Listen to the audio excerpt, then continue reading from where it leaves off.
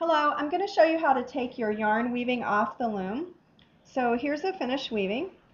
You can tell that she did a great job. It's a monochromatic color scheme. It's all shades of green. There's some neutrals in here with some brown. And it's symmetrical. So if we look at it this way, you can see that she matched the yarns going in from each end all the way to the middle. So the way we're going to take it off is with some scissors, and it's a little bit scary, but just go slow and carefully. So you want to just cut through the first warp thread here, and then you can pull out the next one because those were together, and then just tie a knot. So I would tie it twice.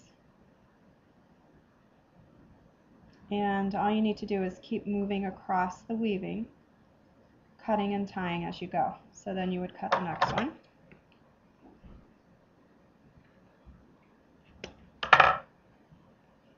Pull the other half of it out and tie again. So as I'm tying it, I'm kind of pulling it down a little bit, but not too tight. Work your way all the way to the other end.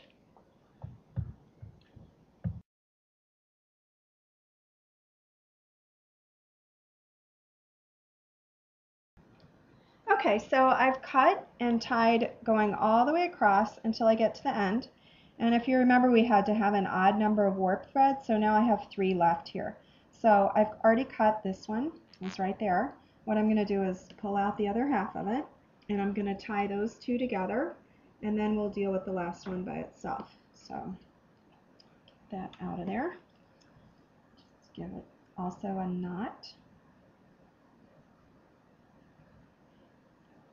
And then make sure this one's ready. And all I'll do is tie it to one of these that I just used. So one of them's getting used a second time.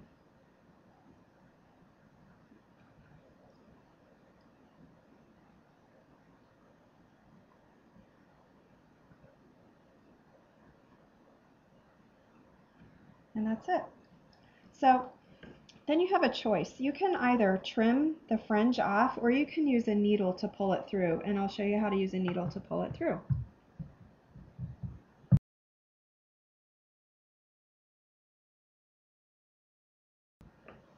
Now I'll show you how to tuck in the ends of the warp threads that we've left cut there. You could leave them there and maybe trim them evenly so they look like a fringe, but another way is to actually sew them into your weaving. So I have a pretty big needle here with a large eye, and what I'm going to do is actually, it's kind of like weaving that into your finished piece.